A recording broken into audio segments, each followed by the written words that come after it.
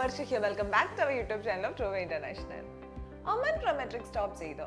ഇപ്പോൾ എക്സാം ഇല്ലാതെ ഒമാനിലേക്ക് പോകാൻ പറ്റുമോ? എക്സാം ബുക്കിംഗിന്റെ സൈറ്റ് ഒന്നും കാണുന്നില്ലല്ലോ എന്നൊക്കെ കുറെ ഡൗട്ട്സ് ഇപ്പോൾ എല്ലാവരുടെ മനസ്സിലുണ്ടല്ലേ? ഒമാൻ പ്രൊമെട്രിക് എക്സാമിനെ ബേസ് ചെയ്ത് പുതിയ കുറെ അപ്ഡേറ്റ്സ് വന്നിട്ടുണ്ട്.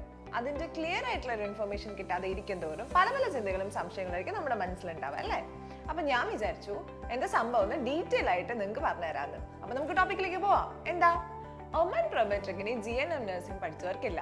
നിങ്ങൾ ഞെട്ടിയോ? എന്നാലേ ഈ പറഞ്ഞതൊക്കെ സത്യമാണ്. ഇനി diploma in general nursing and midwifery course പഠിച്ച ഏതൊരു കാൻഡിഡേറ്റിനും dataflow മാത്രം ചെയ്തുകൊണ്ട് ഒമാനിലേക്ക് മൈഗ്രേറ്റ് ചെയ്യാം. എക്സാം എഴുതേണ്ട ആവശ്യമില്ല.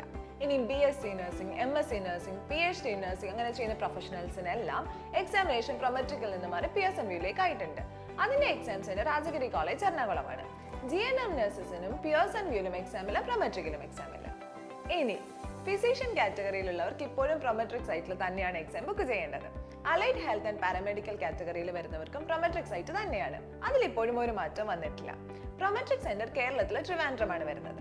ഇപ്പോൾ ഇതാണ് ഒമാൻ പ്രൊമെട്രിക്കിനെ കുറിച്ചുള്ള ന്യൂ അപ്ഡേറ്റ് എന്ന് പറയുന്നത്. ചെറിയൊരു ടോപ്പിക് ആണ്, പക്ഷെ ഇത് പറഞ്ഞ് ക്ലിയർ ചെയ്യാതിരുന്നാലും എന്തോ വലിയ കാര്യമാണെന്ന് എല്ലാവരും ചിന്തിക്കുക അല്ലേ?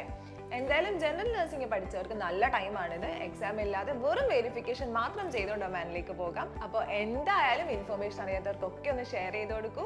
കൂടുതൽ പേരിലേക്ക് വീഡിയോ എത്തിക്കാൻ നമ്മുടെ ചാനൽ സബ്സ്ക്രൈബ് ചെയ്യൂ. ഇതുപോലെ പുതിയ അപ്ഡേറ്റ്സും ഇൻഫർമേഷനും ഒക്കെ ആയിട്ട് നമുക്ക് വീണ്ടും കാണാം. Until then, stay tuned and this is Varsha signing off. Bye. Thank you for watching.